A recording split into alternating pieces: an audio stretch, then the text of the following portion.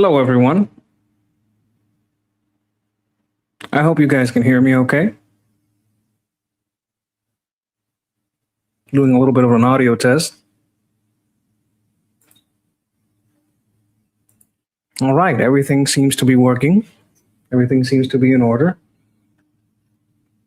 It seems okay. So there's 6 people watching, but I don't see anyone speaking in the chat. Feel free to say something. Tell me if the audio is okay. I want to give people a little time to jump in, right? I don't want to get straight into it. I just want to have a little chat with you guys. You guys can ask me any question, and this gives me a little time for people to come in, right? I don't want people to come in mid subject, right? I want to give some people some time to come in and maybe check it out, maybe wait for the alert to get there, right? And I'm going to be completely honest with you guys. Got myself a hot coffee here. I'm about to get into it. Let's see, 3 teaspoons of sugar in there. I know. A lot of people like their coffee black. I like it with a little sugar. I basically run on caffeine and sugar. This is my essence of life. The best drug on earth is probably coffee. The echo is better. Thank you. Thank you. I think that last time I have to manage a software and I forgot to click one of these buttons on. Yeah. Oh, we got some coffee lovers here. Yeah, I love coffee too. Well, we're going to be talking a little bit about the election. We're going to be talking a little bit about the midterms. We're going to be talking about a lot of things. I want to talk a little bit about the earthquake because it seems to have a unifying power in South America. And the nations that have most been able to show solidarity are the nations that turned right. Not because the ones that turned left would not want to help. They actually should be the ones wanting to help most, but it's not economically possible for a lot of them to send the same level of support.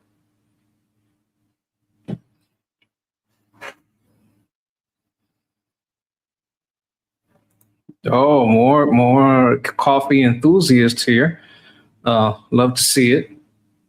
Love to see it. So you guys can just tell me your thoughts. What's your favorite coffee? How do you take it? What do you think about the midterms? What do you think about these democratic socialists in the that have been penetrating into the Democrat Party? What do you think about all of these things? What do you think about the earthquake? Do you know anybody that lives in Venezuela, or do you know anybody that got sent to help and support? Cream and stevia, yeah. That reminds me of my time in America. Actually, when I was over there, I lived there around half my life. I would say I'm half Puerto Rican, half Florida man. That's where I spent half my life. I really enjoyed Florida. Actually, I lived some time in Georgia. I lived some time in close to Boston. I lived some. Oh, so I used to live by Hialeah. I also lived in Miami for a while. Yeah, right by Calle Ocho. They have a big festival, a big music festival down there, Latin music festival called Calle Ocho. I used to live right by there. You get flavored coffee. You know what? I'm not against it. Like I personally like, I do sometimes put a how do I put it? A pinch of cinnamon because I use the espresso machine, right? But sometimes with the coffee, I throw in a pinch of cinnamon in there and let it brew through, and it's kind of nice. I kind of like it. Whole Foods instant. I like instant, but it can be a little expensive. I don't know if that's changed. It used to be cheaper to just do it the other way. Oh, Tampa, yeah, yeah. It's a little further up, but nice. I have passed through there, mostly on the way from Florida to Georgia. Yeah, I used to. Savannah's wonderful. I like especially the architecture, the buildings. Beautiful, beautiful place. All right, I want to start around the 10-minute mark. Make sure everybody gets in here. You guys can all talk to me and let me know what you think. We're gonna watch some videos. I'm gonna try some videos today to talk about the midterms, elections in general, the candidates, and all of that stuff. S'mores flavor. I don't think I've tried s'mores flavor. I could give that a go. We have over here some s'mores flavor. I would have to try that. I'm not against it because I've had like my variety of Starbucks coffee. We got Starbucks here. This is basically America in Spanish. Like people have come here. It's like, okay, it just looks like America, but everything is in Spanish. Coffee and peanut butter. Wow. Okay. Okay. This is something that probably only Puerto Ricans are going to understand. I'm going to make a little confession here about a Puerto Rican. This is more for the older Puerto Ricans, something they do to the coffee. They put like a small block of cheddar cheese in it, and it doesn't mix. It just melts at the bottom, and then they take that melted cheese at the bottom. You kind of like scoop it up with a spoon. You put it on a cracker, and then you have a cracker that has a little bit of the sweet coffee and the cheese, like an export soda. And that's something that we do here. People think, oh my God, how are you gonna put cheese in coffee? Okay, you're not mixing it in. It just kind of melts at the bottom. I know it's weird. I know. But you can also some people they call it bullet coffee. They put butter in the coffee. I've never tried that, but you know what? I can't say too much about it. Okay, okay. We have some tea drinkers. Coffee puts you to sleep. Oh, okay. So we're gonna send our thoughts and prayers to your friends in Venezuela. Hopefully, they're just out there helping people, and they're not the ones that are needing the help. And if they do need help, well, let's hope that help arrives in time.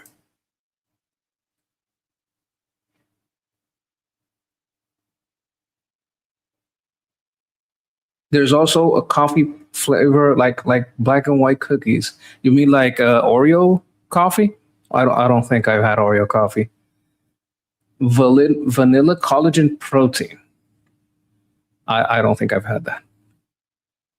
Peanut butter powder. I did not know you could have peanut butter powdered. Like I throw a little bit of that in there. Why not? Like you know what what I used to do when I was a kid? I would take hot milk, put a couple of teaspoons of peanut butter in there, sometimes the crunchy one, and let it mix till it like grab the flavor. Put like a couple of teaspoons in there, and I'd have myself some peanut butter milk.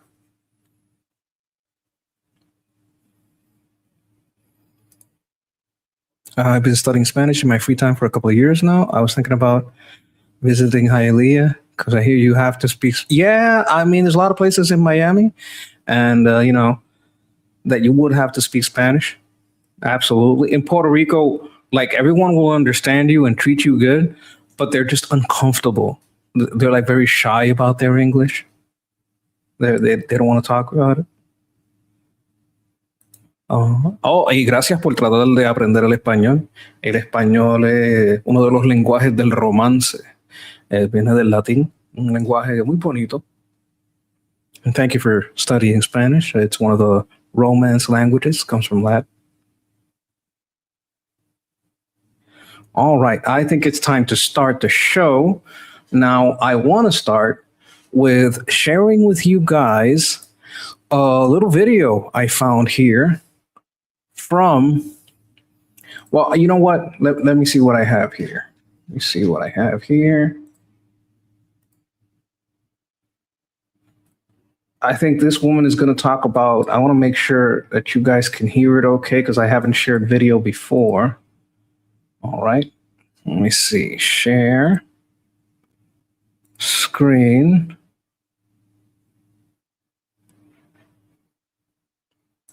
All right. Okay. Also share audio. Okay. And I want to bring that to the screen. Now, let's see if you guys can hear this. We're back with a Fox News alert. The U.S. is conducting new airstrikes against Iran. Were you guys able to hear that? Can you guys hear what they said in the video? I'm just doing a little test here. I'm going to keep playing it. You let me know if at some point you can't hear it. This comes after Bahrain says it was hit by Iranian drones today. Okay, we can skip a little forward here because what we were going to talk about is. They're hoping that this won't hold up, but these negotiations. Faith in going to be these factions that are trying to stir things up. But I have faith. Okay. But I'm cautiously optimistic. Cautiously optimistic. That's fine. Cautiously optimistic, Tom. We have that breaking news, but I want to ask you a little bit about the Save America Act. We know that this is a top priority for the president, and it's been a top priority for you as well. You're one of the many who have been standing on business over in the House. All right. For anyone that doesn't know, I'm like mixed race, but there's a lot of people on the left because the left is hold up, I don't know if I can boost the audio any more than that.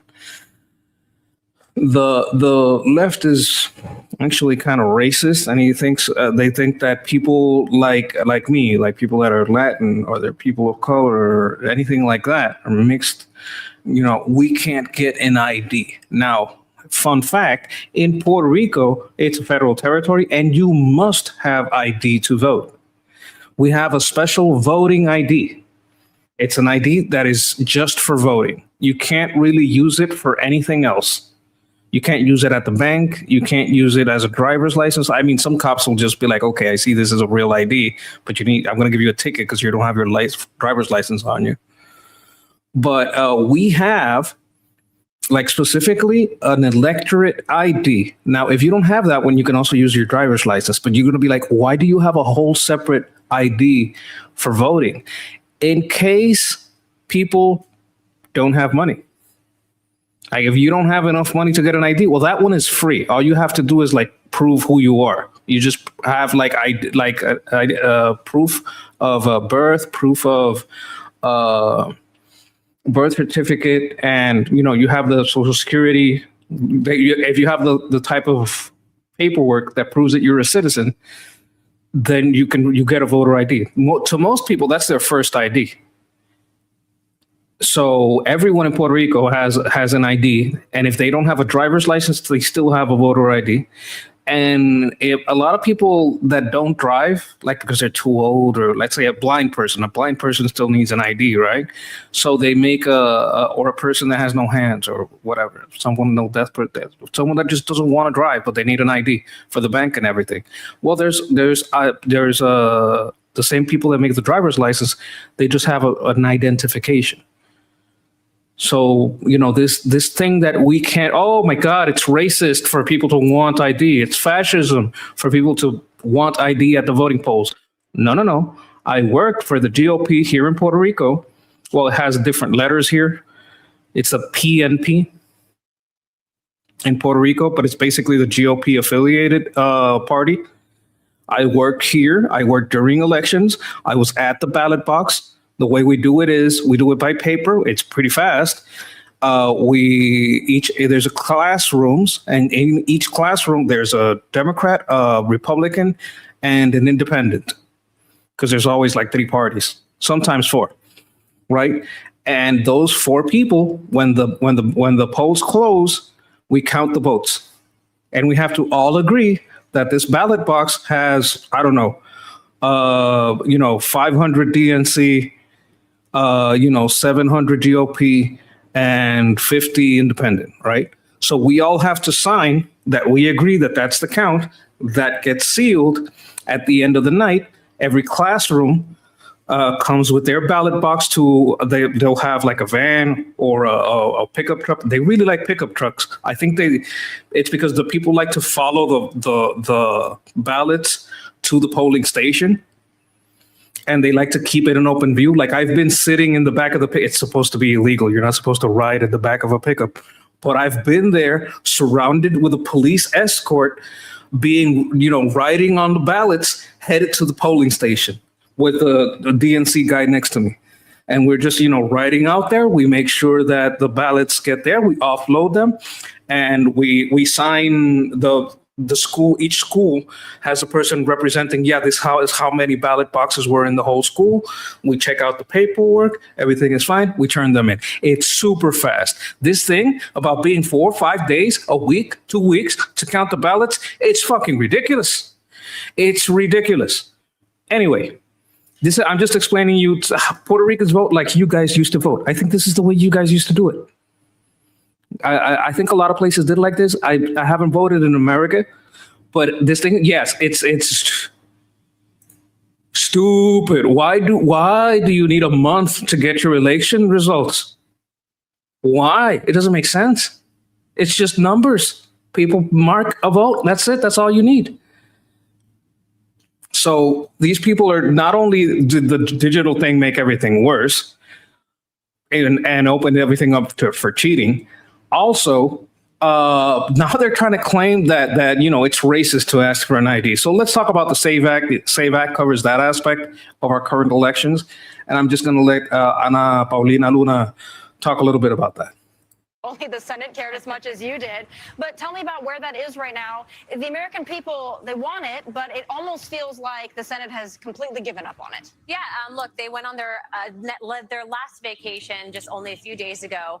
And what I will say is I hope that's a little louder. Just basically shut down because we're refusing to eat their housing bills and everything else that they want to send to us. Meanwhile, they're not working on behalf of the American people. So I did file 2 amendments. One was to put the Save America As Is on the National Defense Authorization Act, which is that vehicle that will be used to actually sign it into law. And the other thing is the mandatory voter ID when you show up to actually vote, and then also to proof of citizenship, both of which I think have. Okay, they're going with proof of citizenship plus ID. I can understand why some people would say it's excessive. I might even agree 10 years ago. Today, with the shit we had in the border, yeah. Proof of citizenship, sure. Why not? What's the problem? I mean, if you don't care enough to get that, you don't deserve to vote. There's some people I watch, like I'm a big fan of Asmongold, and he says we have too many people voting. We should do some kind of test, make it so it's only net taxpayer. If you're a tax drain, you're not a taxpayer. I mean, that's net. That means after all the discounts, after everything, you're paying more than you're getting back. Only then can you vote. Property owners, there's all kinds of ways that people. I don't know if I go that far. I'd look at it, but people say there's too many stupid people voting, and I'm trying to agree to raise the voting age to 21. I don't know. I do want to disenfranchise the votes. Too many stupid people voting. I think the best way to do it right now is just something basic like a fucking ID, so you don't have a whole bunch of people that aren't supposed to vote voting, so that they can stay and open up a Leering center. You know what I'm saying? Yeah, but Chucky, okay. So wait a minute. What are we seeing here? Yes. Okay. People don't use checks anymore. Okay, I'm gonna explain. Okay. You whippersnappers. We used to do this thing where we'd sign a paper and it would go to the bank and you would sign that paper to a business, and that's how you had the transaction. It wasn't all plastic back in the day. You used to have a sign a check. Nowadays, most checks, you get them from your boss and you can cash them at the bank and they just put it in your bank account. But in the old days, you used to pay with the check at the grocery store. You used to pay with your check at Sears. Oh my God, they don't know what Sears is, do they? That Walmart. Okay, Sears was like Walmart, but without food. You know what? I'm starting to feel low. I'm gonna move ahead. Let me see. Oh, Chucky says it's Jim Crow 2.0. Is this Chuck Schumer who you're talking about? That man is ridiculous. The old folks know what I'm talking about. They remember Sears. They remember checks. You see, I remember when Wendy's had old newspapers as the laminate on the tables. It was nice. And anyway, point is, like, you need an ID to buy a drink. You need an ID to buy some cigarettes. You need an ID for almost everything. Sears and Roebuck, yes. And now they're trying to say you don't need an ID. So that's what the SAVE Act is about. Now she's saying, look, to get a bill passed, you got to like put it in for vote for, like, are we going to vote on this, right? Put it up for vote. And she's talking about her attempts to do that. She tried to stick it in another bill. Now, some people hate this. Some people say, hey, this is the only way to get things done. It's like, you have to, like, if you want your voting bill to pass, you got to stick it into National Defense Authorization. Why? Because they have to pass that. And because they have to pass that, oh, well, you're going to have to accept this. And if you put them in together, well, yeah, you can then argue about, changing it a little bit this way, a little bit that way, but at least you know it's going to get passed, right? So this is what they call the omnibus bills. They're trying to shorten them down to minibus instead of omnibus. Maybe one day we'll get them down to like a Volkswagen Beetle size. But right now, like, the omnibuses are just way too much. It's too big, way too big. But the NDA, that's the National Defense Authorization Act, where we authorized the money for the boom booms, the boom boom money, military money. That's what that's about. And she was trying to stick it in there, didn't work out. So, I'm just trying to break this down super simple for people who don't know, because it sounds like a whole bunch of it. What are they talking about? What's this NDA and blah, blah, blah? So I'm going to try to break it down for you guys. If you guys got any doubts, you ask me. I'm going to tell you what's up. All right. I'm going to go back a little bit. ID when you show that one was to put the Save America As Is on the National Defense Authorization Act, which is that vehicle that will be used to actually sign it into law.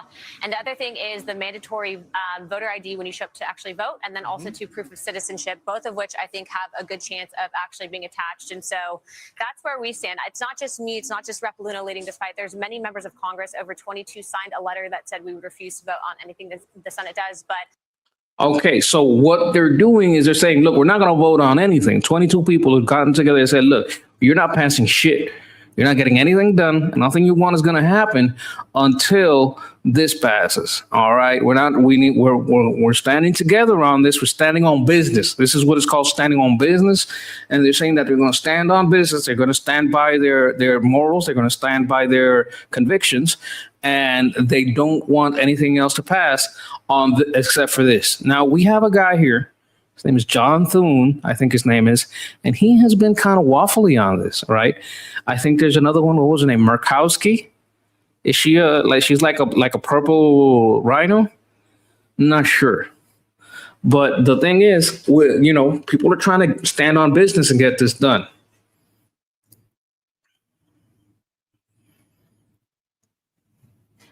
Okay, I say put the SAVE Act in with FISA renewal, even though I'm not a fan of FISA. But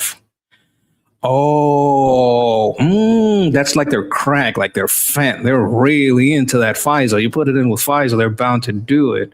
I see. Look at this. You need an ID to buy NyQuil. Jesus Christ. See, here's what, yes. I do remember their guarantees. They were very good about guarantees. All right, let's get back into it. I think that this is a big deal for our country, big deal for the midterms, and it's an 80-20 issue. So I know that some of my colleagues are getting mad at me, but I don't care. My voters sent me here to fight, and I'm going to do just that. Mr. President, we'll get it done. It does. Okay, so when they're talking about an 80-20 issue, right? What is an 80-20 issue? What is he talking about? Okay, so these people get elected allegedly to represent the people who voted them in, right? So if the majority of the people voted them in, and what those people wanted, like out of those people that voted them in, 80% of them want the SAVE Act passed. They want to make sure that elections don't get stolen, right? But 20% don't. So what does that tell you? Well, you're going to do what the 80% want, right? Because that's who voted you in. 20% didn't vote you in. 80% voted you in, right? Those other 20% might have been swing voters. They might have just been voting against someone in their own party. They might be like one issue voters. They might just not know. And so they're not, they don't have a stand on it, so they're not part of the 80. But 80% do want this, right? Of the people that she represents, right? The people that voted for her. 80% at the minimum, probably more if you dig deeper, want this passed. So she's like, hey, I got to get this done. But some rhinos are like, no, wait. I'm trying to get them to help me pass this housing stuff for my district. And if I, start spreading this pork, they call it pork, which is like a meat for the constituents, a little something for your district, so you'll vote for me in the next election, a little something for the factories in this district, so they'll get a contract with the government. So that they call that putting pork in the bill. What does that mean? It means they're putting amendments and things that have nothing to do with the bill. They stick it in there and they say, look, I'll vote with you on this, but don't pass the SAVE Act. I'll vote with you on this, but don't pass the SAVE Act. Don't put it up for vote. So that's why she has to fight with people in purple districts and people that are in blue districts, in blue states, but their district is red, right? So those people, to stay in power, they'll do almost anything because they have to give meat to the base. And that meat sometimes shows itself as support for some projects or support from some industries in that area. I hope I'm explaining myself well, right? I'm going off memory. I'm no political expert. I didn't study political sciences. And you know what? The people that do that get sometimes so much in the weeds that they don't understand the regular voter because they can't stop looking at things from an academic perspective. It's good to have those people. I think it's a good combination to have a person that's just a layman. Layman is the one that's laying down the brick, laying down the pipe. Hey, it's not what I meant. Laying down the groundwork to build America, right? So the layman is going to speak to you in layman's term, and the analyst is going to talk to you in analyst terms. The academic has the academic terms, and that's all good and well, but you need like both of these perspectives, right? Let's see what you guys are saying in the chat. Yeah, she's probably going to join the DNC. I hear Murkowski was openly talking about leaving the GOP and caucusing with them. So yeah, that makes sense to me. You know what? I think we lose Murkowski, we gain Fetterman.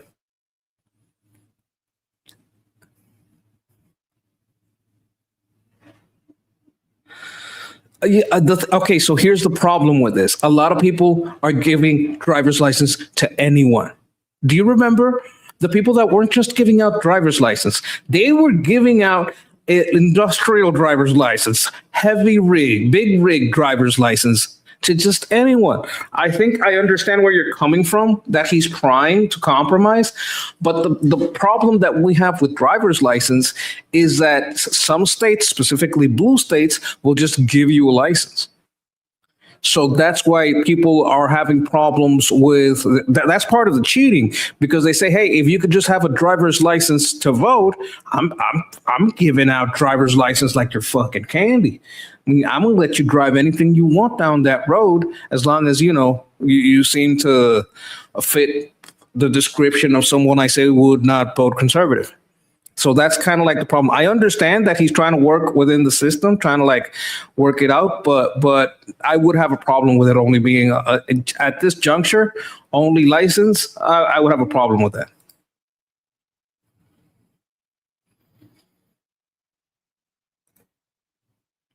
Yeah, they like to talk around it because it got ridiculous. They used to be, oh, that's racist, racist. It's getting harder and harder to say that's racist these days. You're not, of course, you shouldn't be able to vote. Of course. No other country does this. Well, some countries are starting to do it, actually.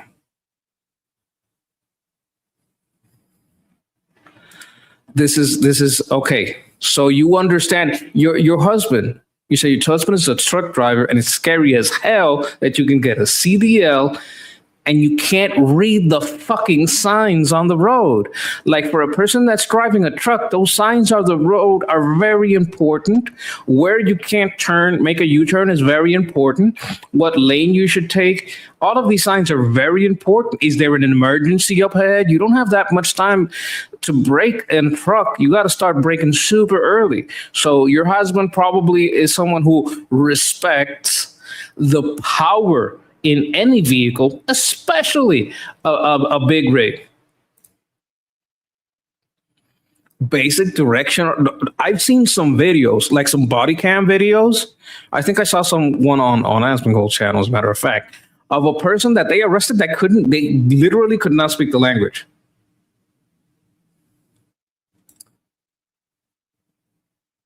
Yeah, I think that could happen. I mean, if it gets with someone in that district, I'm for it because I think that place is all blue. If we could get Fetterman, I'll take it. Right? I wouldn't want him in a place where we could have like a more red candidate. But if that gets us a foot in, the GOP does have to get rid of Mitch the Turtle McConnell. John Thune. Yeah, that's the guy who's holding back the. I think Paul Ryan. This sounds familiar. I think I've heard that name before. Do you mean Ryan Paul? Like Ron Paul's kid?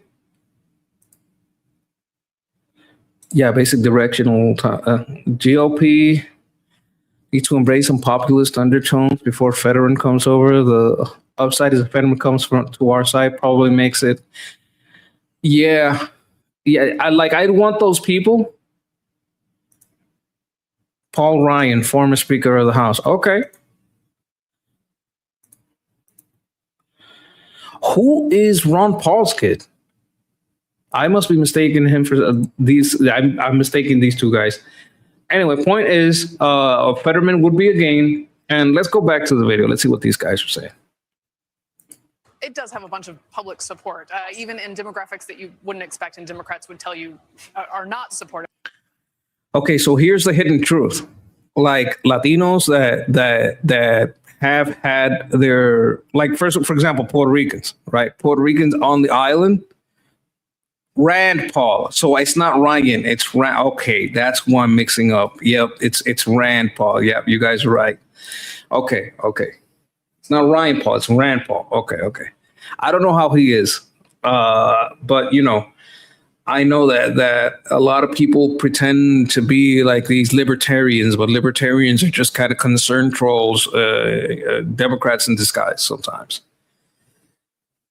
So here's the thing, right? I made this is on my old. Let me see if I can find this.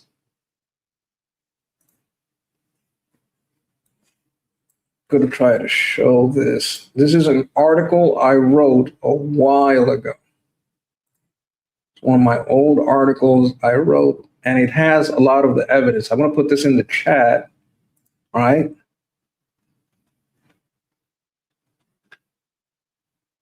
And we're going to go over this a little later, but I'm going to speak on it now for a second. Oh, I see my articles. Give me 1 second.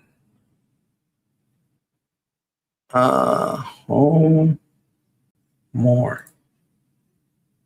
Create space, community, list. Where are my articles? Articles. I can't access until I upgrade to premium again. Okay, you know what? That's fine. You know where else I put this? I think I put it in school. I'm going to get this for you guys because it's very important for you guys to understand something, all right? Profile.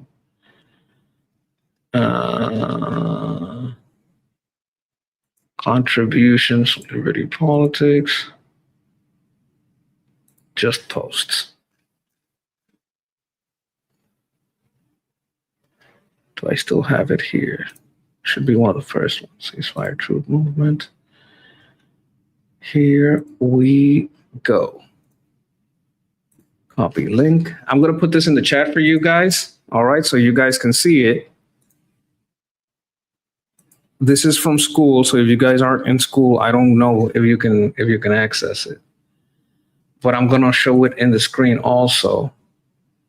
We'll try to go to, can I see the full post? Can I, if I can't jump to the latest comment? No. I just want to see. Oh my God. Okay. I'll go to that later. So if you look at it, these immigrants were put in what were blue districts that turned purple and purple districts that weren't or that turned red. So I think that the play that they were making is to try to pretend that that the Donald is too close to Israel. He's getting in wars. So the people that had flipped from blue to purple went back and changed their mind, and that the districts that turned from purple and red changed their mind because the Don, you know, he's too close to Israel. He's getting into wars.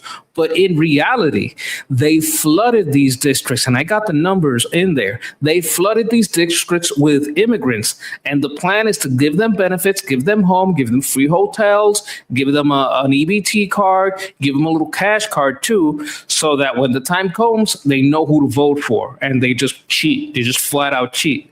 I think that's the plan. They're going to try to sell it as they're going to try to sell it like, oh no, you know, people are mad at the Don because it's getting too close to Israel. Oh no, people are getting mad at the Don because he's getting into wars. But in reality, they're just fucking cheating because they're just a bunch of fucking cheaters.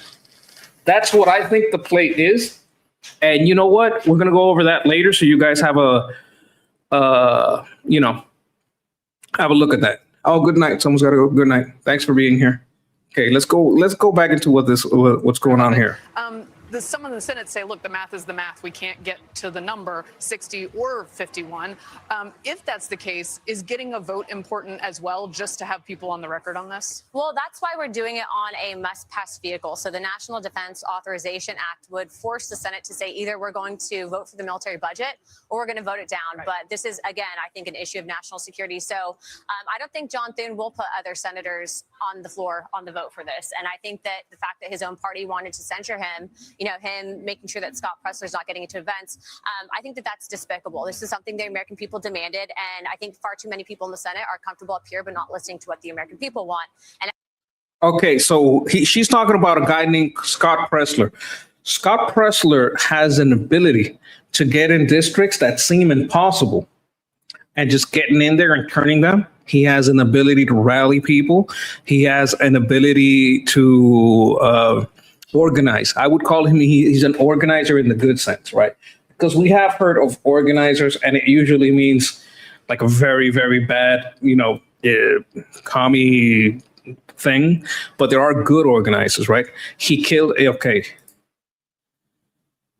for Trump in PA is Pennsylvania, if I remember right. Yeah, like he is awesome. I think he talked the Amish into voting, which is cool because like you don't really care. If you're Amish, you're not really watching the TV, right? But if you're Amish and you're trying to sell your raw milk, and the government people want to come in here and tell you can't sell raw milk, we have to regulate your cow, we have to regulate your stuff. You know, they're going to be like, oh, I think I want to have to go over there to that polling station and get in my cart and buggy and get the horses ready and head on out there. So one of the people that was instrumental in just talking to them about this shit was Scott Presler.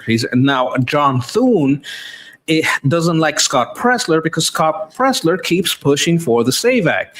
And John Thune, just so he can have the most majorities, plays to the turncoats, right? So he doesn't want stuff in the bill that someone like Murkowski, who's kind of like a turncoat, that kind of like caucuses with the Democrats, right, on some things. So she'll like go with the Democrats on something like the SAVE Act. So just to get everybody together, well, don't put the SAVE Act in because that way I get Murkowski back.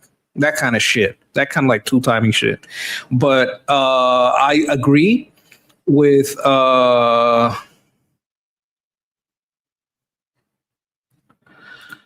Well, yeah, but it's not a slippery slope. We already slid. Like the slippery slope argument works when you're at the top of the slide, but we're at the bottom of the slide. We saw the power takeover that they did when they had power. So what do we got to do when we have power? We have to fucking use it because we know what they're gonna do. They're gonna fucking use it. So, and I do believe that elections are a matter of national security. It's just plain and simple, right? And we don't want national security in the hands of these people because they will use the power. Like they slid. We already down the slope. We at the bottom of the slope. Now it's just grabbing that power and using it. Use it for your fuck fair. Lawfare, we'll double lawfare you. We've got to go twice as hard in the paint because they don't hold back. They're not going to hold back. If they gain power, they're going to start arresting people. They're going to start arresting people in politics. They're going to try to stuff pack the courts. They're going to try to drop the filibuster. We can't let them take power. And I guarantee you, they're going to cheat. Amish people generally don't believe in voting. I think you were right about the Amish deciding to vote for Trump, as he has been support to allow farms to sell directly to consumers without the FDA. I think they have a little workaround, like you can't drink the raw milk yourself, but you can give it to your pets. And hey, what people do with pet food, it's up to them in their homes and their privacy, right? You know what I mean? So I think that's how it's been working. All right, let's go back to the video. And as you saw in New York, we have a massive problem on our hands with people that hate this country, and we're not going to let these senators, convince Americans that they should vote for Democrat Socialists of America. Yeah, a lot of people feel like they're just wanting to tread water until they get too late into August, and then they can't purge the rolls. This is something the American people have been demanding, Democrats and Republicans, speaking to your point, Mary Catherine, and I salute you personally. I think a lot of people really applaud you for staying with this and not giving up the fight. Meantime, I want to ask you about the Great American State Fair, your great state, Florida. I lived in Brickell. I love Miami. Among the very best booths here, it actually features manatees, foliage, fresh foods from your state, and it even has an exhibit highlighting Florida's contributions to the space race. And you got a chance to visit the booth. Give us your impressions. Look, as somebody who lived in Florida, I get it. For people who haven't lived there, there's something special about that state. Look, we definitely competed. Look, I'm a Florida man, so they don't have to sell me on Florida, right? Let me go back a little bit forward here. Now, she did talk about the Democratic Socialists and how the Democrats are worried about this too. Why are the Democrats worried about this?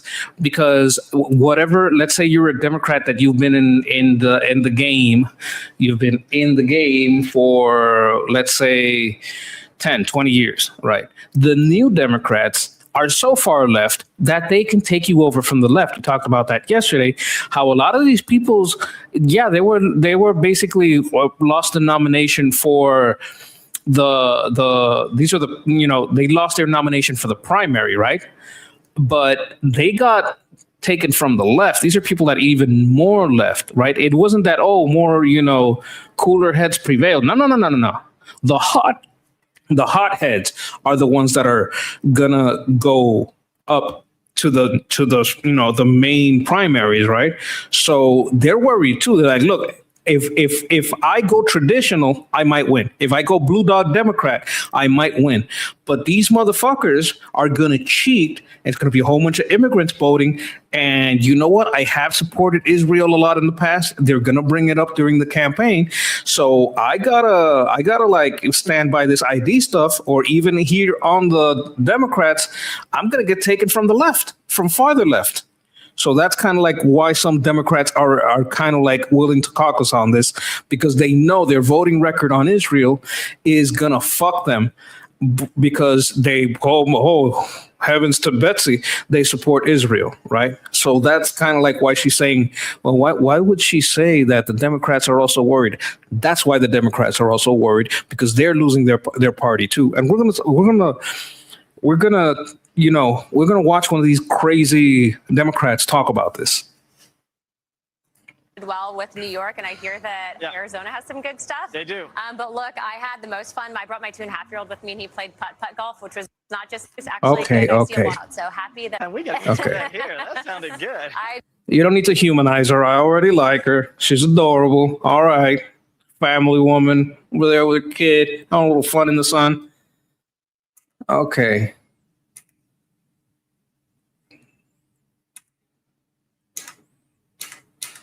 Okay. The bugs and swamps. True, Okay. or at least I'm definitely one of those people, but obviously, we have a massive problem on our hands right now with the fact that we have to make sure that the national security of our elections is secured and guaranteed. So if they're going to ask for that, then they better play ball on this. And what I will tell you, I think a lot of people appetite for reestablishing what we've spent on this war in Iran already. What is the appetite for true conservatives in Congress for spending that kind of money? I think a lot of people want to see it paid for. I'm definitely one of those people. But Okay, so he's saying, look, most, a lot of people want to see this national, military budget pass. But why? Well, places like California, New York, a lot of these states are tied to the military industrial complex in ways that we're not very aware of. So you don't want to not pass a Defense Authorization Act, because then the unions, even in your blue state, and you know how unions are, they'll caucus against you and get a Democrat that will pass that fucking spending bill. Right. So that's kind of like the danger for Democrats of getting gotten from the far left, that then they don't have any power, because big voting blocks are going to get canceled out. All right. So I think that's what she's talking about. obviously, we have a massive problem on our hands right now with the fact that we have to make sure that the national security of our elections is secured and guaranteed. So if they're going to ask for that, then they better play ball on this. And what I will tell you is ultimately President Trump, I remember right before he was elected, he said, Luna, we got to grow our way out of this, because everything that he had done in his first administration, Joe Biden literally reversed. Yeah. And that's when you started seeing, the uptick in inflation, et cetera. What I will say is that if people would just allow the president to go forward with his foreign policy, including the trade stuff, I think that we're in pretty good shape. But again, my number one goal and objective here is voter ID plus proof of citizenship. You have Chuck Schumer literally telling the entire country they want to give mass amnesty and citizenship to over 20 million illegal immigrants. Look, you and me.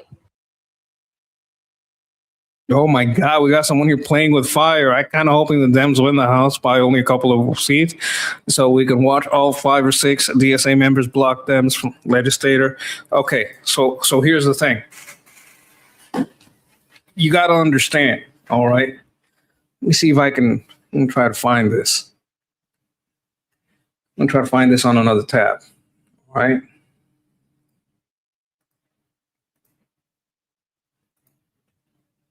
It's very important for you to understand.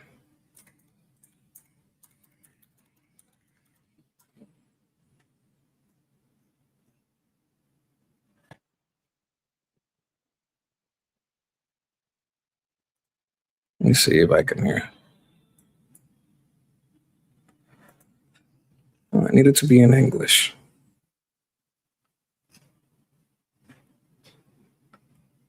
Oh my God, this is too long for you. Here it is. I'm going to try to explain to you something about Democrat speech. All right, why they talk the way they talk. I had a short on this. Maybe the short will do it.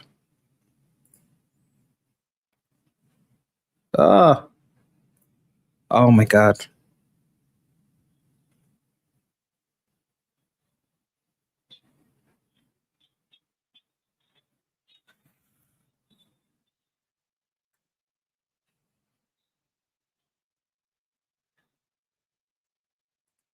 Okay.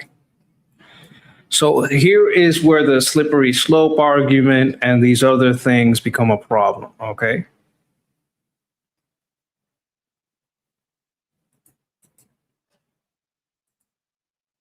Okay. Let's see. Hoping I can share this. It's only a child. No, don't be fooled by its appearance. It ate her. My daughter is dead. Step away. I'll handle this. That's free rent. She kills demons. Kill her. We'd be no better than that. So look, if we kill this child demon because she killed a child, we'd be just the same as them. We'd be just as bad as them. That's a slippery slope argument. Himmel, you're going to regret not killing this girl, this demon. So you're gonna regret this. That thing's a demon. It's gonna whisper sweet nothings in your ear, but it's a demon. Don't forget what this is. It's a demon.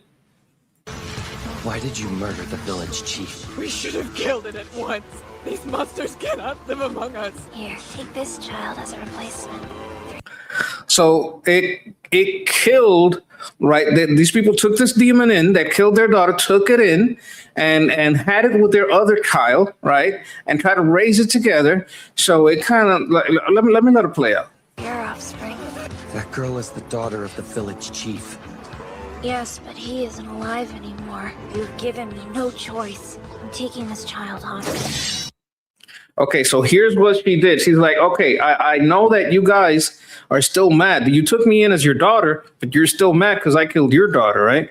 So what I did was I killed the chief and I took his daughter and I brought her over here for you. So she's like redistributing humans, right? So, wow, it's like, okay. It's like, okay, you guys are really mad at me, so I'm just going to take it hostage.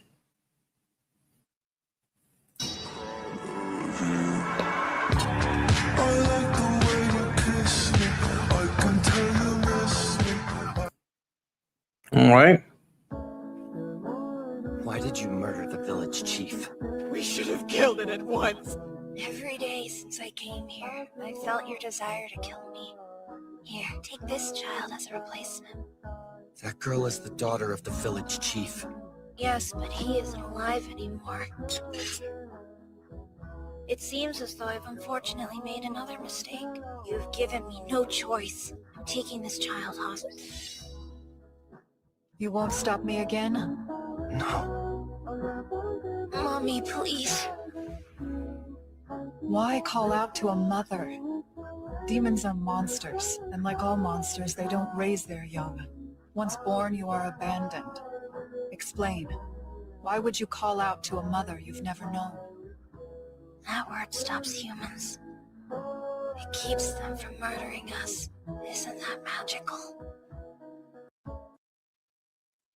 You see? Like, it's kind of based, all right? He said this anime is saying, fuck the slippery slope. These motherfuckers are lying. Don't trust their words. These are fucking demons, so you can't fucking trust them. You can't trust them. They're lying. So you say, well, you know, I want to see the DSA members, stand on business and blah, blah, blah. AOC used to be part of the squad, right? She used to be like, no, I'm going to stand on business and blah, blah, blah. What happened?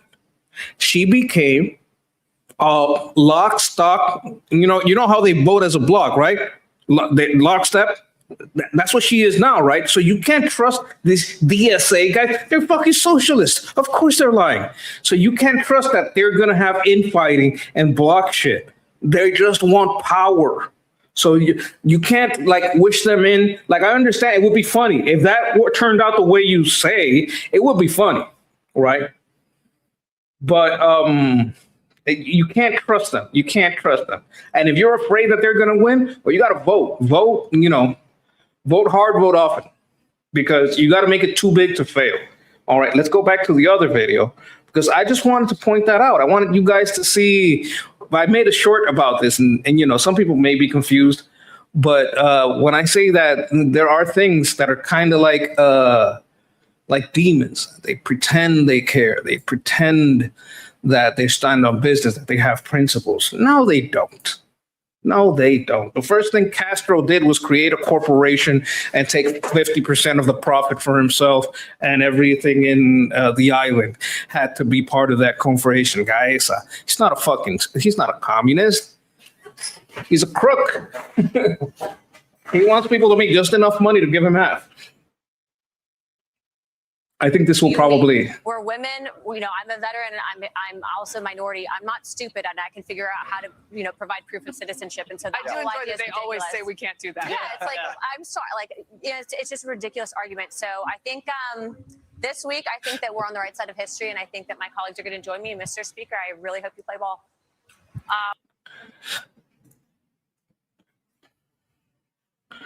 Democrats have a roughly 8-point advantage. Dems are going to take over the House, even with the Voting Rights Act gutted.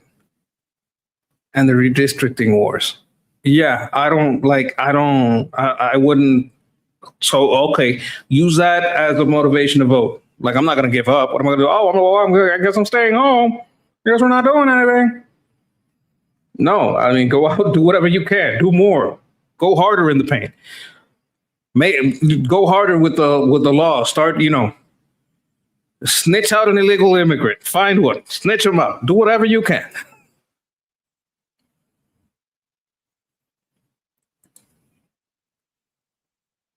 %44 conservative. Okay, so you got to demoralize and divide the left because 44 is not small. That's 6 from 50. And they may be demoralized, they may not be. It depends on how it goes. I think door knocking is important and rallying is important, but it's the old way. Like what people should be doing is what the Democrats did. You know, one of the best weapons that the Democrats had, they knew where the mail-in ballots were going. And they track them down. So, yeah, you want me to fill it out for you? You want me to help you fill it out? You just gave it to me and I'll take it to the polling station. That kind of shit, right? Yeah, no, sign up here to get your, and I'll come and pick it up on the voting day. That kind of, oh, you want me to take you to the polling station? That kind of on the ground work that, like, the Democrats' ground game is stupid. Like, it's real good, right? It's really good. But just don't give up. Call Scott Pressler. Have him, hey, you know what? Maybe you can't come over, but give us some pointers, you know? That's what I would say about that. Let me see. I want to share another screen here. Because this is going to go into what I was saying about, okay.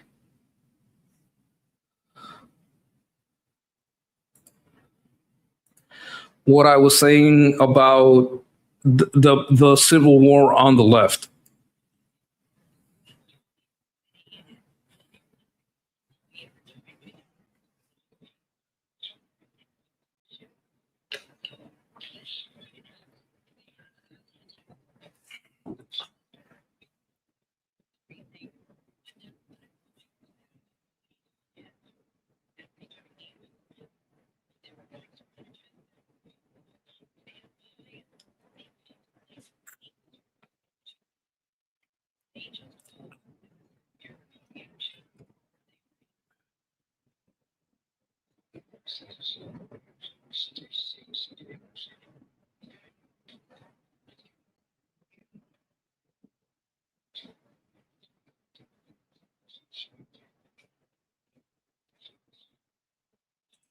Did you hear that?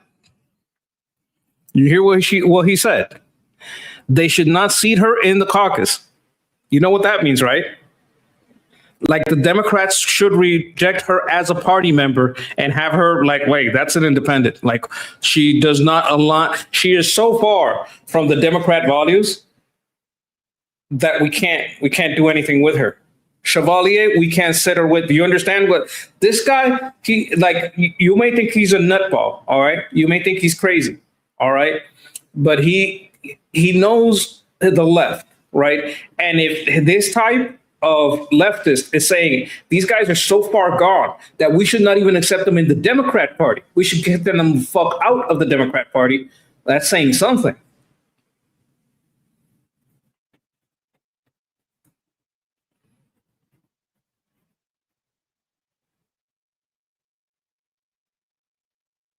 Yes, I understand what you mean. Like Charlie Kirk is irreplaceable because he came out at a specific point in time. You can't find a new Charlie Kirk.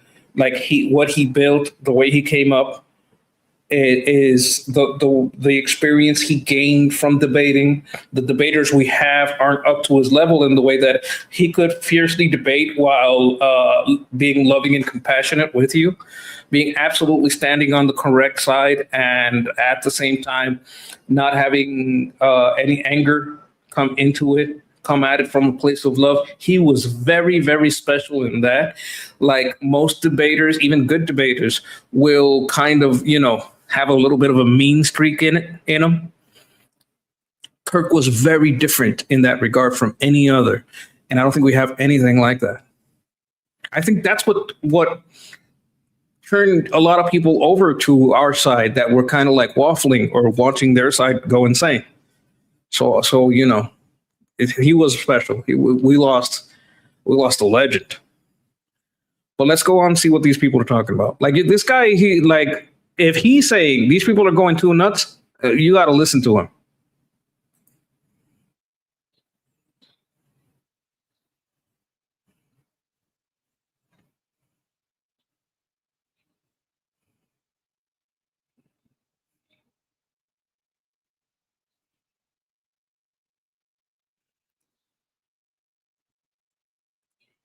Did you hear that?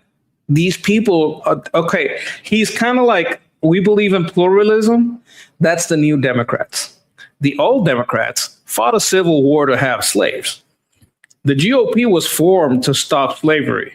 The DNC, the Democrats, the Confederates wanted slavery. They wanted segregation. You can't hear it? Can you guys hear it okay?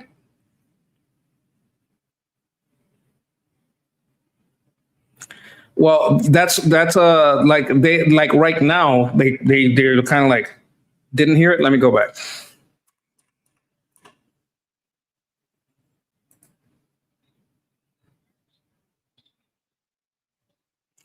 Oh, yes. Okay. So there's this thing where if I forget to add it to the stage, you can't see it. That's not a problem with the app. That's a problem with me being an idiot. So let me fix that problem. Sorry about that.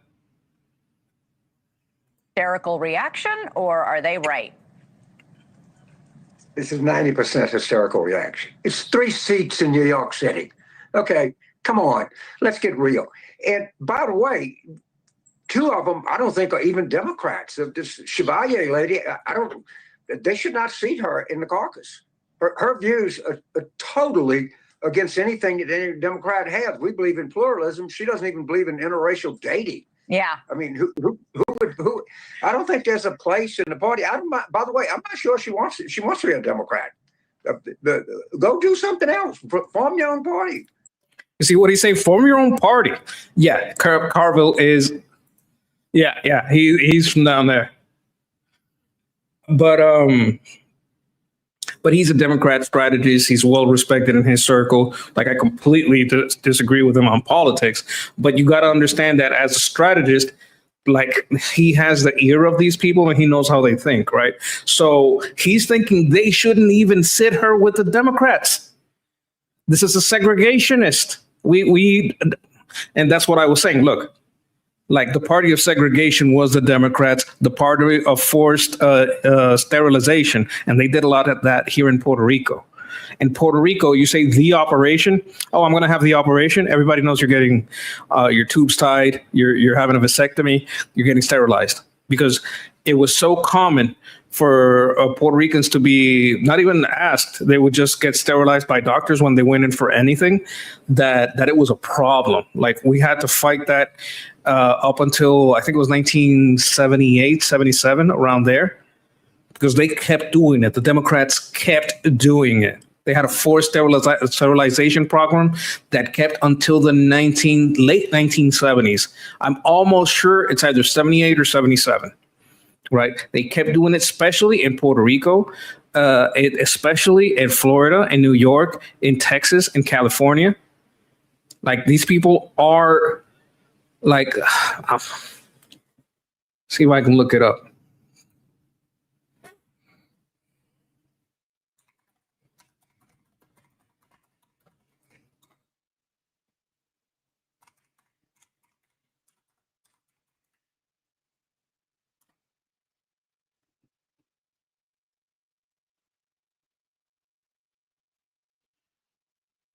when they're talking about this kind of stuff, the dark history of forced sterilization, this is all Democrats. I'm trying to find, the thing is finding an objective,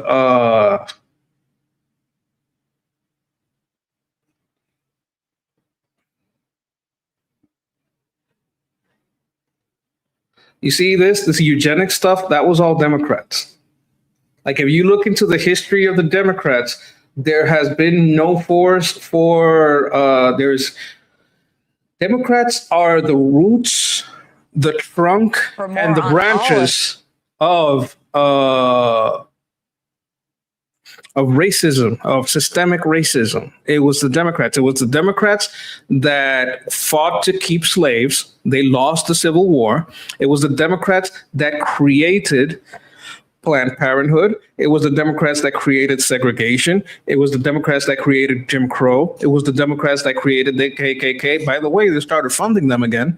It was the Democrats that created eugenics and forced sterilization. These are all Democrat. And let me tell you something. They have not changed a single policy. They still believe that you don't have the right to own and defend yourself and your property. They still believe that. Democrats have not changed. They still believe you don't have a right to own and defend yourself and your property. None of their policies have changed in that regard. The only thing they change is the marketing. Now, instead of forcing you to sterilize yourself, they do marketing for you to sterilize yourself. Instead of forcing you to abort your children, they're convincing you to abort your children. All they change is the marketing. Not a single policy in the Democrat Party has changed since before they lost the Civil War. Just the marketing. All right, I'm gonna try to go back to where it was. I think it was here. Washed up consultant, but I wouldn't see her. This is not who we are. And we should just say, look, you're duly elected, have your seat in Congress, but you're not getting any committee assignments when the Democrats get the majority. And by the way, as Jamie Harrison, the former Democratic chair, said, all of these people hate Democrats. Why do you want to run as a Democrat? Start your own movement. If it's such a powerful, sweeping movement that's got momentum everywhere, then go ahead and be at the head of it. Don't use the Democratic Party to advance it. Yeah. Because we don't have any. And he's like, hey, we're trying to do this on the download. You're being out and open about it. You want to be out in the open about this shit. You got to get your own party. That's basically what he's saying. But you gotta see like what I'm saying here. Like this could lead to blowback. Like I understand that it's worrying. It's very worrying. But if this person is so far gone that they win the nomination, but when it comes to the primaries, they become weak.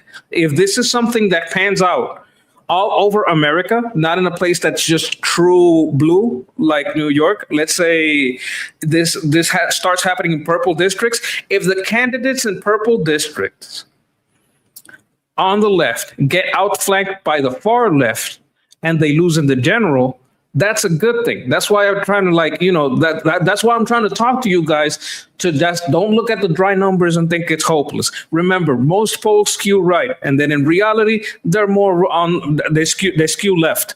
Most polls, when you look at them, they skew left, and when you see the result, bam, it was further on the right? So you got to take all these things into account so you don't lose hope. What I want you to do is not lose hope. Just, if you're feeling, you're watching some content that's making you think, man, the Democrats are getting too much, go watch Scott Presler. Go watch some people that are on the ground doing the good shit, getting things done, and get your little pick-me-up. Try to find people in your district that are kind of like, if you got, especially when you're in a swing district, try to find activities that you can do that can help out. Getting these people together, get to the old folks' home. Those people can't go vote. So they might need a mail-in to sign them up, and you got to sign them up. I don't know if it's too late for that, but whatever you got to do, you do it. You got to get them a bus to bus them all down to the polling station, bus them all down. You understand what I'm saying? Do what you got to do. All right. Any interest in it? The animating force behind all three of these Mamdani-backed candidates is a real strong anti-Israel ideology. at that party where they were chanting "You're next" to Hakeem Jeffries, they were also chanting "Free, free Palestine." They weren't chanting "Free, free healthcare" or "Free, free." I'm just. Right. They were chanting "Free, free Palestine." And Congressman Goldman, who lost his seat last night, warned that anti-Semitism will be the undoing of our democracy. Is he right? Well, it's disgusting. Okay. And you got to be careful not to conflate two things. You can be hugely anti the policies of the government of Israel, right? Which I would certainly describe myself as one. But when you say, I don't think Israel should exist, then I don't have room for you. I have all the room in the world to criticize Israeli policies, to criticize the settlements. By the way, I want you to understand something.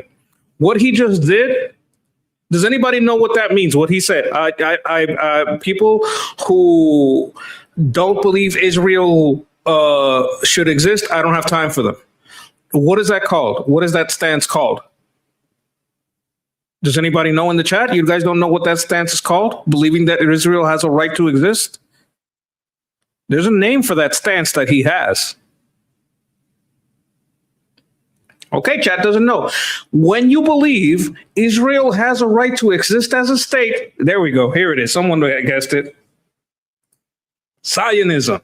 So what's going to happen to most of the left?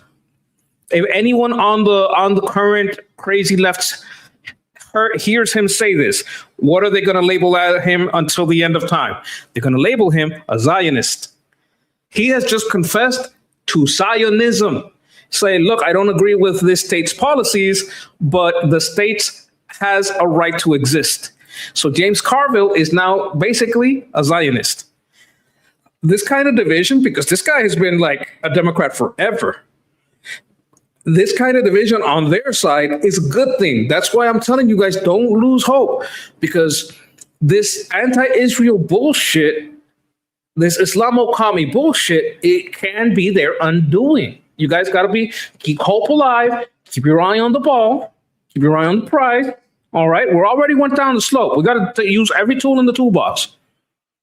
All right.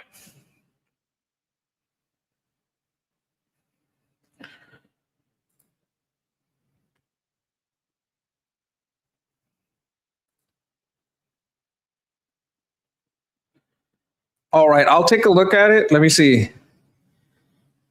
How political parties change? They don't. Ain't that the truth?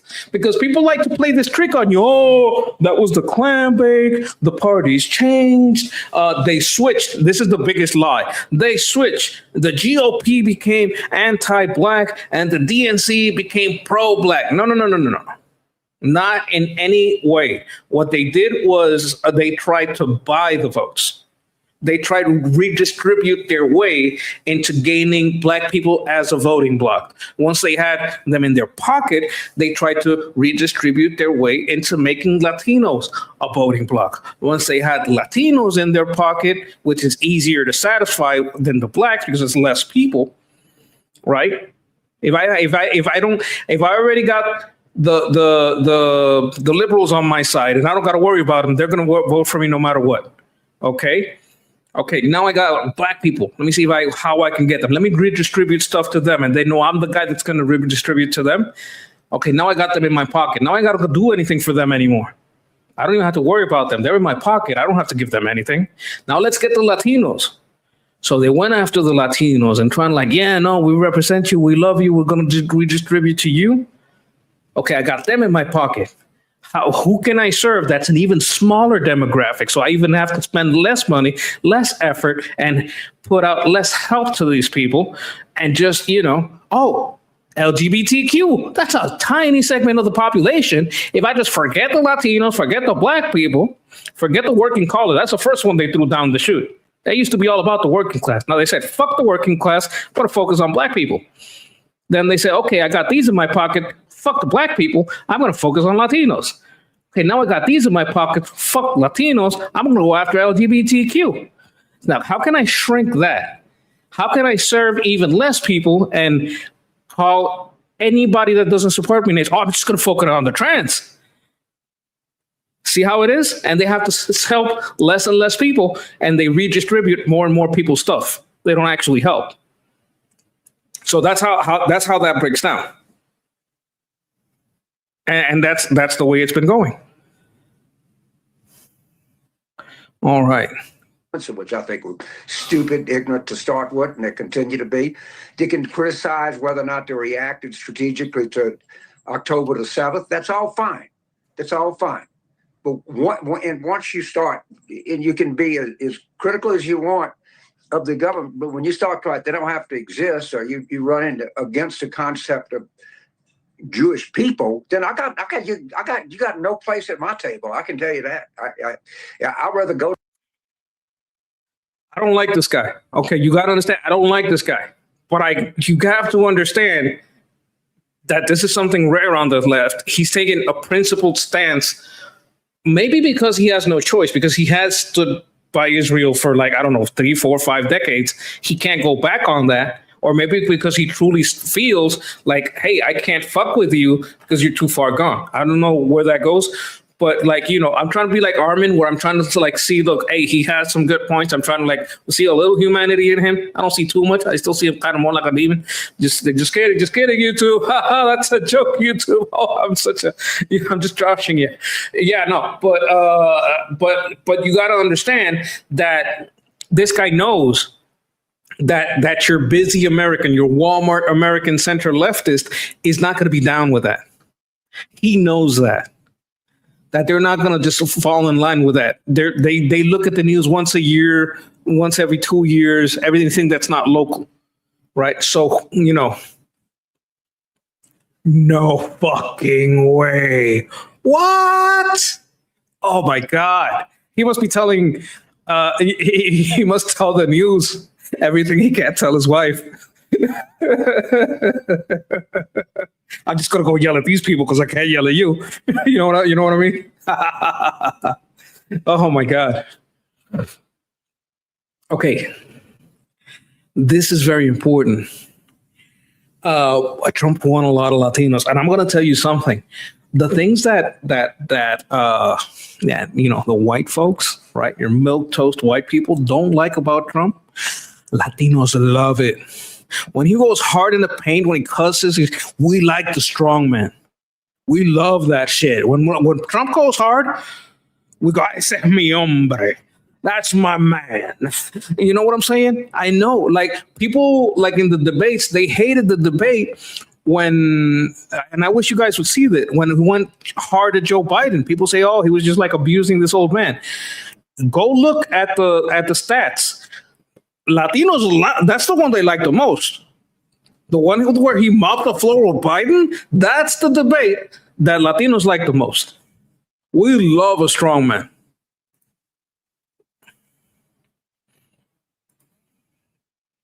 Yeah, like a broken clock. I got to recognize when the broken clock says 12 and it's 12. All right, let's go a little bit further with this. Go to post without you and take my chances.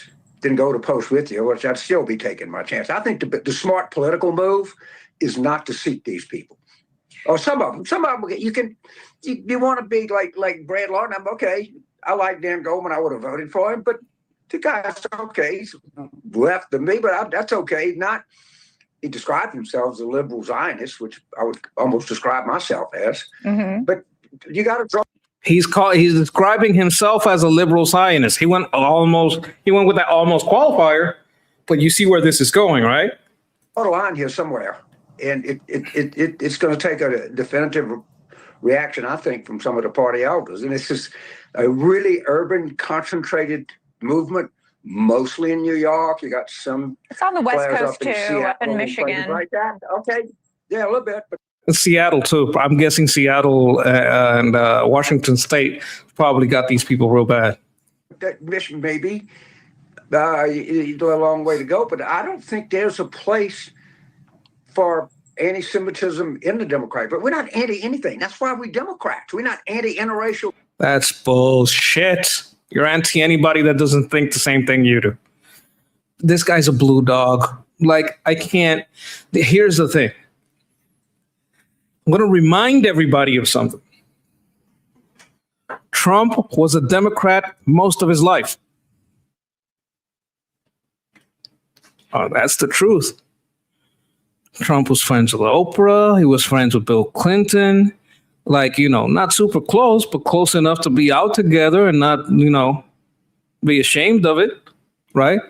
He was on the left. The left has changed, right? There used to be this working class blue dog Democrat. That shit does not exist anymore. What you have now is that these blue dogs, and I'm not saying I would not put him in the same camp as Trump. Trump was like, look, I'm a little removed from it. I'm kind of watching it, right? And he kind of saw the Democrats devolve into like utter garbage, which is what they are now, right? But you could look at Trump's speeches and you hear what he said, and then you watch a clip of Bernie Sanders saying the same thing 10 years ago, 20 years ago, about outsourcing our economy, our industrial strength to China, outsourcing those jobs to China, that they need to come back to America. All this shit that Bernie Sanders has said before.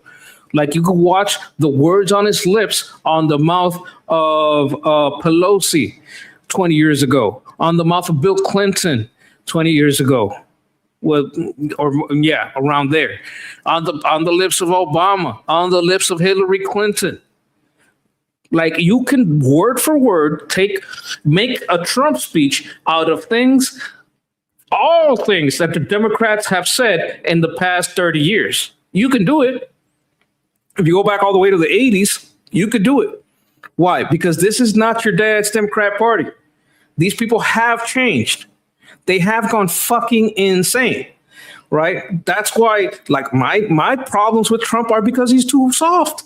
It's not because he's too far right. It's because he's like more like a center right, right? He like went from center left to center right and ran. And he may be a little abrasive when he talks. As a Latino, I love that shit, right? But that's not the reality of him. He's not hardcore ultra right economically, and he's not hardcore ultra right, Jesus Christ, socially. Do you guys? What is his theme song? Young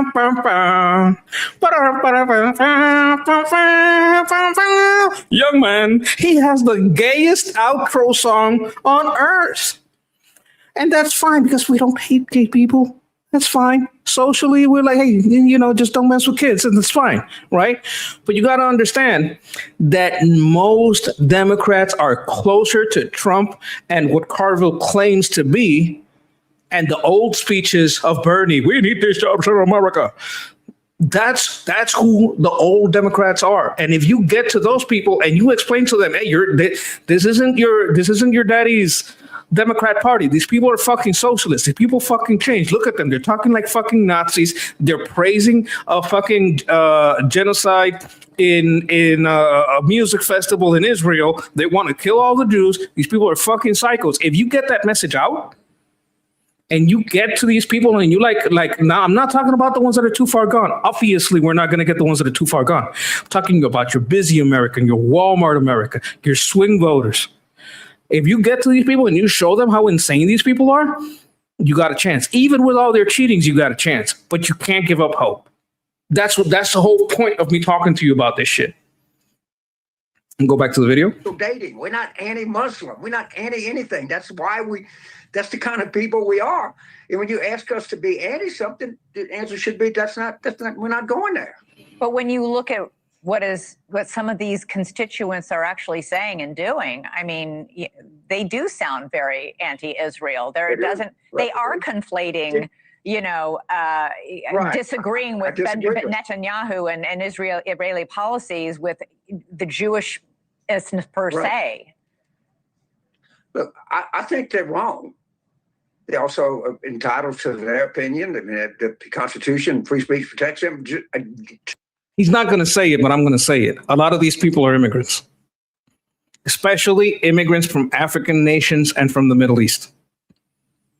They're not a plurality of the people that are illegally here, but there are a lot of the people that are out there protesting. There are a lot of the people that show up at the rallies There are a lot of the people that are organizers. There are a lot of people that are a driving force. Like I'd say most of the illegal immigration is from Latin America, right? And they do get a lot taken advantage of. This is basically what the Democrats have always done. They wanted slaves. They wanted a lower class of people who had less rights and worked for less money than a white man. What do they have now?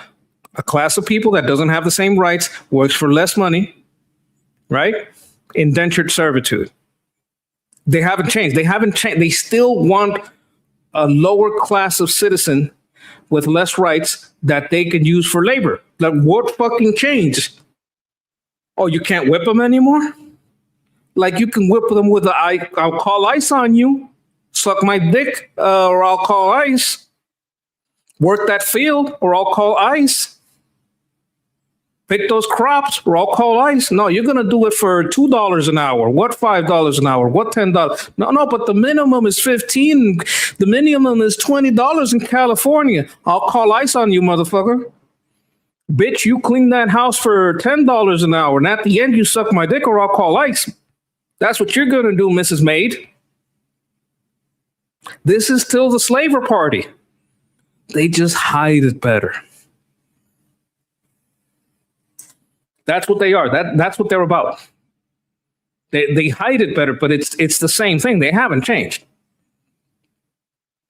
There was an era, like I would believe, between after the civil rights era, when they lost all of that and they switched to trying to redistribute towards the black people.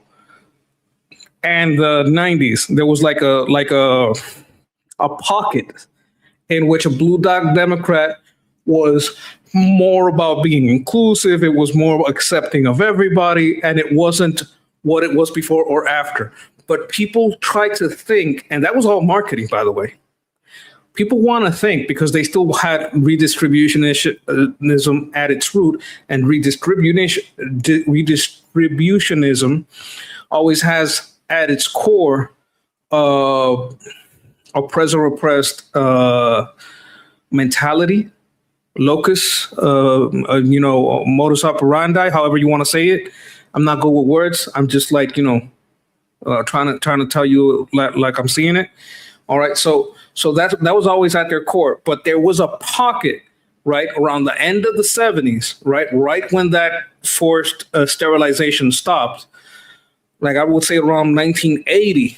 And let's say 95 to 2000, where the Democrats were seen as more inclusive, sane. They were about law and order. It wasn't crazy like it is now. But throughout most of history, right? When you look at the law, when you look at, what they did in that era? They removed Glass-Steagall, right? Glass-Steagall said, hey, you can't take houses, box them up as commodities to trade with at the stock. That's what that did. You can't use you can't have housing of people become this thing you bet on the market, right? And what happened when they removed that? They started giving loans. They used something called, I think it was this Fannie Mae, Freddie Mac, Ginnie Mae, I think it was called.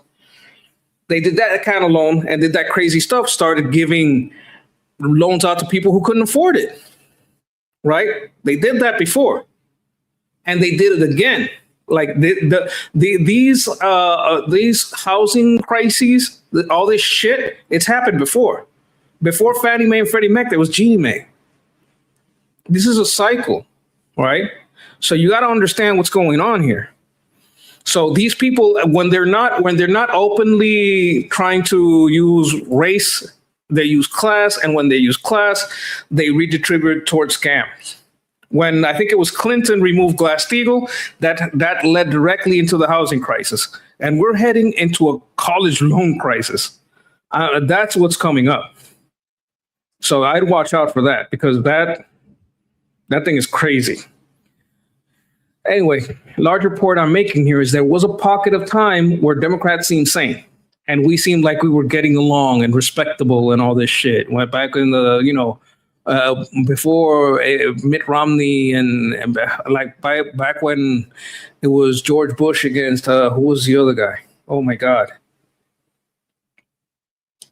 was Ronald Reagan and Ross Perot and all these people. Back in that era of the 80s, it was a more respectable engagement. But now with the internet, things have gotten a little crazy and they don't have a choice. Like, they do not have a choice. When they saw how many people in the Black community turned red, when they saw how many people in the Latino community turned red, they said, we have to open the floodgates. The only way to convince people, we're going to lose. Like, we can win this one, but we're going to lose the next one. They knew it. The only way to win the next one is to open the floodgates and cheat and have these new immigrants vote in the places that the Republicans turned from blue to purple and from purple to red. That's the only thing we can do, because otherwise we're just going to fucking lose again. That's what happened. That's what's going on right now. And I bet you anything they're going to, oh, it's crazy. It's conspiracy theory. Nah, dog. I got the data. And you know what? I think we're done with this, guys. Seated in the Democratic caucus is quite something else. Okay, you don't want to see her. That's fine. That's fine. I'm going to show you something that I made. Let me see if I have it here. Is this it? No, this isn't it. This is it. Okay. Here's a little image I put in here. The path to citizenship. You jump the fence, and Democrat Party registration. So this has a lot of data in it, and this goes to the post I made about it. All right. This is the article. All right. Why the Democrats flood every minority district that switched purple or red with immigrants. Voter replacement strategy 2026 minority shift ethnic placement 5 to 13 voter poll integrity issues. In 26, legal Black and Latino voters shifted toward Donald Trump, roughly 8% of the Black vote and 28 to 29. This is no fucking joke. This is not a fucking joke. That's a lot of people. Wait a minute. Oh my God. Okay, I'm sharing the wrong thing. Let me share the right thing because I'm not showing. Okay, my apologies. I'm going to fix it super quick. Okay, let me get this on another window.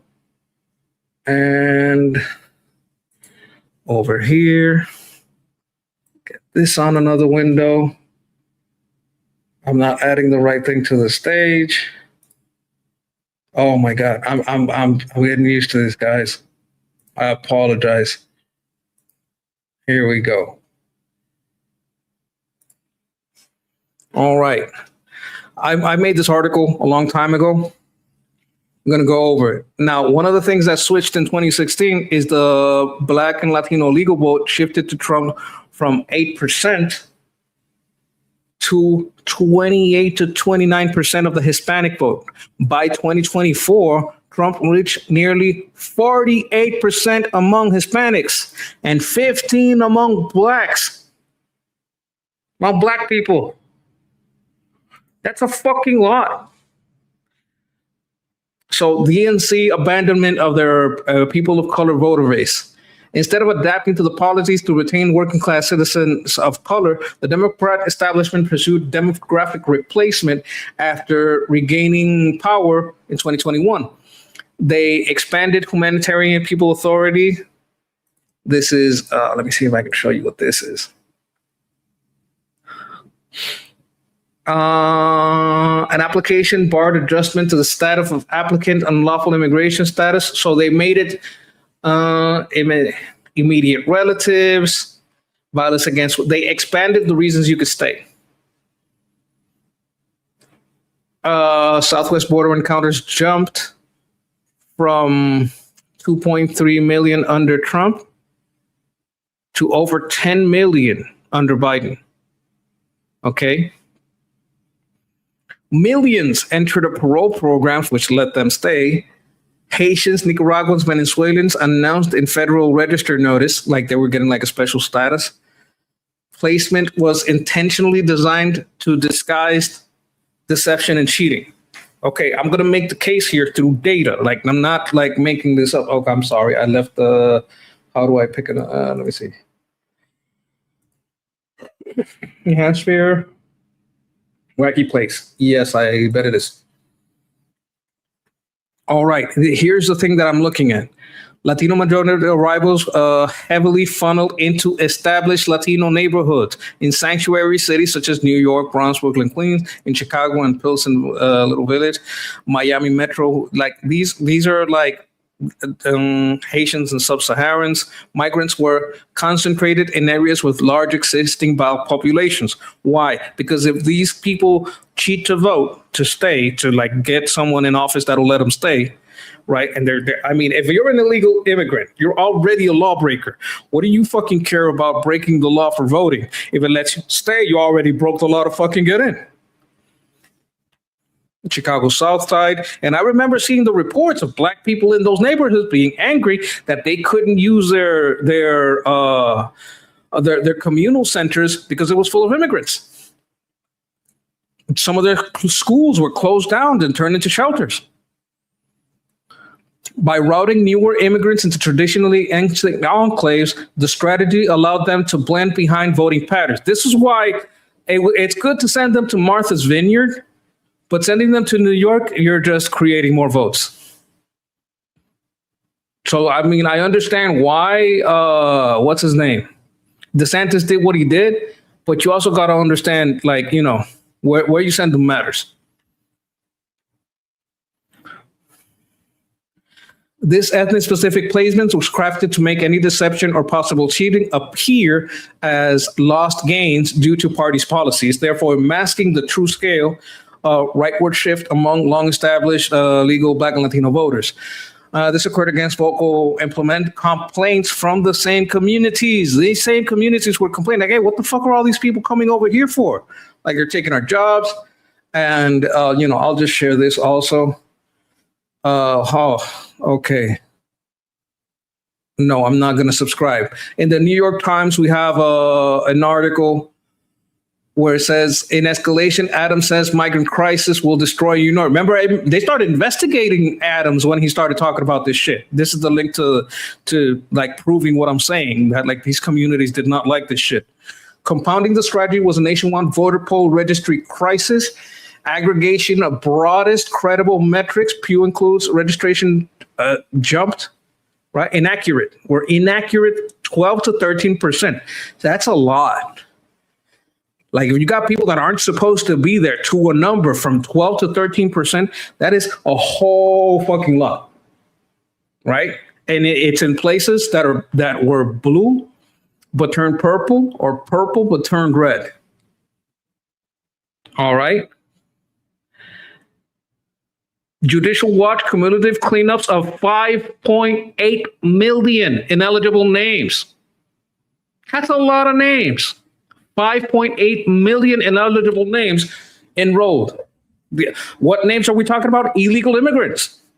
That's what that's why I'm talking with the data, with the Judicial Watch papers, with the Pew Research papers. Like I tried to make this article look, I'm not making up this thing that, oh, I have this conspiracy theory that maybe they opened the border so they could like cancel out Latino votes, cancel out Black votes. You know what? We don't have white replacement. We have Black replacement. That's who they're really trying to replace. They're trying to replace all the Black people that they're turned red. They're trying to replace all the Latino people that they're turned red. Because those are the votes that flipped. They're not sending them to white places. What is going on here is Black replacement theory. They're replacing the Blacks that dared go against the party with some immigrant that's going to cheat. State-specific and active backlogs up to 20% in Oregon. Low single flags produce central nationwide rate of 5 to 13 voter roll integrity issues. 5 to 13%, that's a big gap, but 5% is a lot. 13 is a whole lot more. Inactive, outdated, dead, duplicate, questionable entries. Why do dead voters always vote Democrat?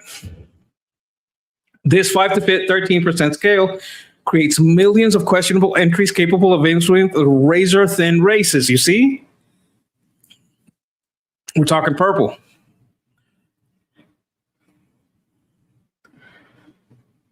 Dozens of 2024 houses were decided by 5 points or fewer.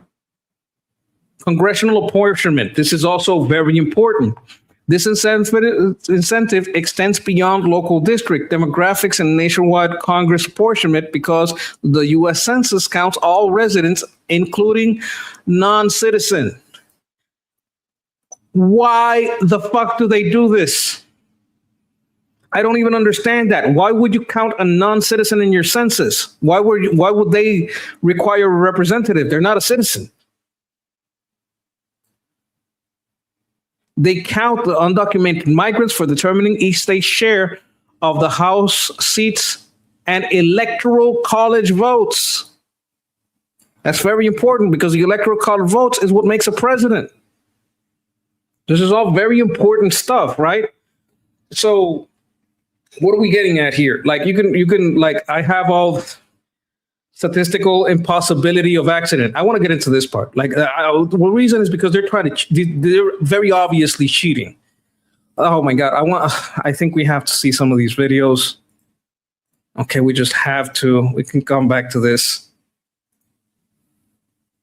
All right. I think we have to see this. I don't think we have a choice. All right. Let's see.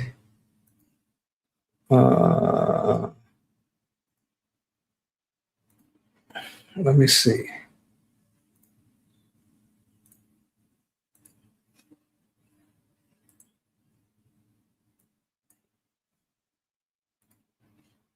Thank you. Our last questions will come from Congresswoman Yvette Clarke, representing the 9th Congressional District of New York. Congresswoman Clarke, you have 5 minutes. I thank you, Ashley. Let me thank our chairman and the members of the Foreign Affairs Committee for allowing me to wave on for this conversation with Ambassador Foote. Let me thank you, Ambassador Foote, for your candor in joining us today, for your service to our country and your willingness to speak out about some of the more troubling aspects of our government's response to the recent events in Haiti and the plight of Haitian migrants. The world has now seen photos of the use of extremely aggressive tactics being used at our southern border in response to an influx of Haitian refugees. And it's been already stated within this briefing, many more are en route. Many of the migrants arriving at our borders have already been living in Central and South America for years and now face the threat of repatriation, deportation to Haiti, a country they haven't been in over a decade. Ambassador Foote, what are some of the challenges on the ground that these migrants face in returning to Haiti? And as you've described it in your resignation letter, a collapsed state. So you arrive at the airport, you know, some of them didn't even. This is getting more into multiple pressure. I'll just wrap this into some of what I've heard from some of my colleagues. She's going to say that she wants them in her district. In the hemisphere is one of multiple pressures. When you have a collapsed state run by gangs, and you have migrants who in the most productive years of their lives put back into that environment, are somewhat feeding the beast? The young men that are being sent back there have a choice. You know, they can try to concern. Okay, I don't care. Run, give us a sense of some miles of the security franchise military aid. Believe members of the Haitian American diaspora here can and should play in assisting the. Here's the important part. Here's what I was getting at. Here can and should play in assisting the effort to stabilize and rebuild Haiti. I'm from Brooklyn, New York. We have a diaspora that can absorb a significant number of these migrants. Did you hear her? We can absorb these migrants.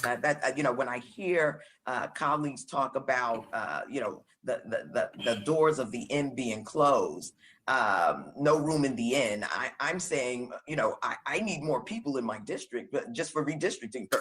Did you hear her? That's basically cheating. Let's go over that again. the doors of the inn being closed, no room in the inn. I'm saying, I need more people in my district, but just for redistricting purposes. And those members could clearly fit here. But did you hear? Do you see? You see what I'm talking about? They want them. They openly admit it. They openly admit it. There's video after video of this shit. She's not the only one to do this shit, right? I got one here from. Let me see if I can.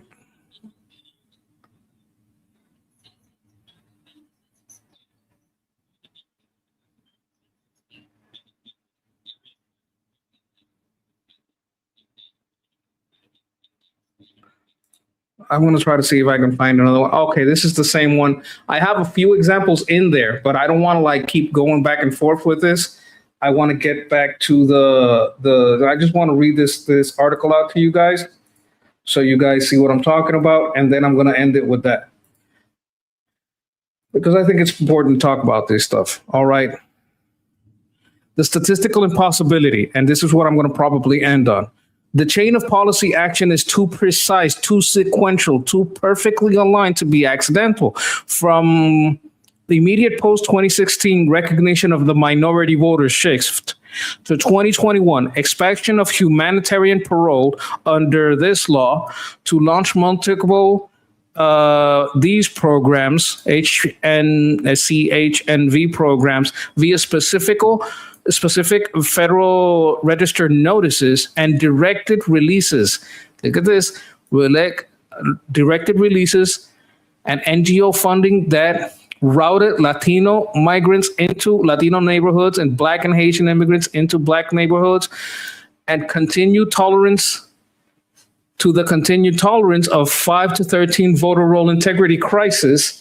It's like, this is not a coincidence. This is a plan. Every step required high-level coordination, funding, legal memos, and implementations. The paperwork that it takes to get this to work, to get these people in the right place, to be able to say, oh, no, they're just mad at Trump. No, that was a place that switched purple, but now it's back to blue. Oh, that was a place that switched red, but now it's back to purple. That's your losses. It's not nobody cheating. It just went back to what it was before. This is why they routed the migrants to where they routed them. The statistical probability that this is many independent high-stakes decision will be accidentally covered on a single outcome to offset Trump. The statistical probability that this is independent, high-stake decision would accidentally converge on the single outcome of offsetting Trump gains among legal Black and Latino voters while masking the shift behind ethnic enclaves is effectively zero. There's no way. Statistically, zero. There's no way that this is an accident. They did this shit on purpose. They did this shit on purpose. They pushed these immigrants into the places where Trump won Black people. They pushed these immigrants into the places where Trump won Latinos. They're not replacing white people. They're replacing Black peoples that say, you know what, I like Trump. They're replacing Latinos that say, you know what, I like Trump. It's not white replacement. It's Black replacement. It's not white replacement. It's Latino replacement. When it comes to the vote, when it comes to the ideology, yeah, they want to replace white people. I hate anti-white racism is disgusting. It's just the same as any racism. I hate it. I hate how much the white people hate themselves. I think it's stupid.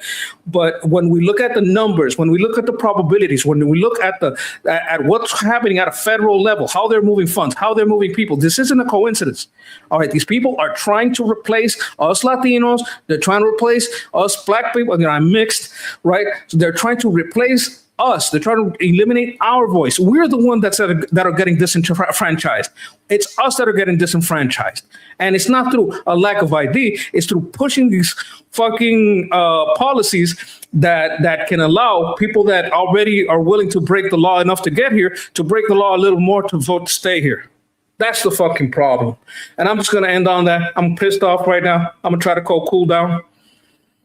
You know, it's this is like sums it up: shift among Black Latino voters to the CHNV parole expansion, intentional ethnic placement designed to disguise deceptive plausible cheating, the lost gains, 5 to 13 nationwide voter roll integrity problem, placement mattered. Like it's all right here. Like it's disgusting. I don't know what to say. Pisses me off. Oh fuck! I forgot to add this. I mean, I just read it out to you. It's basically the same thing I read out to you. So, you know, that's what's up. That's what's up. So don't get disheartened because the reason they're cheating this hard is because they're scared. All right. Make sure you get that Black vote out. Don't just give up because the Black people that are registered to vote, they're still there. Don't give up on them. It may be hard to get there. You might need, you know, people in those communities that are on your side to go in there and get them, to organize. All right. Maybe you need like a Jamal Pressler instead of Scott Pressler, you know? Maybe you need a Jose Pressler instead of Scott Pressler. As long as they hook up with Scott at the end, it doesn't matter. You know what I'm talking about? You got to organize and organize with people in these communities that know these communities so they can start to understand, hey, we're being replaced. That's what's up. And we can't have these motherfucking Democrats disenfranchise us through these fucking illegal immigrants. Because this is our community. This is our ghetto, our barrio, our trailer park. You know, I don't think it's happening that much in the trailer park, but you get my point. Like, hey, Scott got the fucking Amish, right? So we need like a Jamal Pressler, Jose Pressler to get in there and get these things organized. That's my message to you. I want to land on a high hope because it pissed me off. But you know what? There is light at the end of this tunnel. Want you all motivated, dedicated, locked, cocked, and ready to rock. Huh? All right. Tomorrow is PMCS, Preventive Maintenance Checks and Services on the motor pool. You have to check your vehicle, make sure everything is greased properly, make sure the oil is properly set. We're going to go over all the maintenance of all our vehicles because that's what Monday is for, Motor Pool Monday. All right. I'm going to end with that. Peace.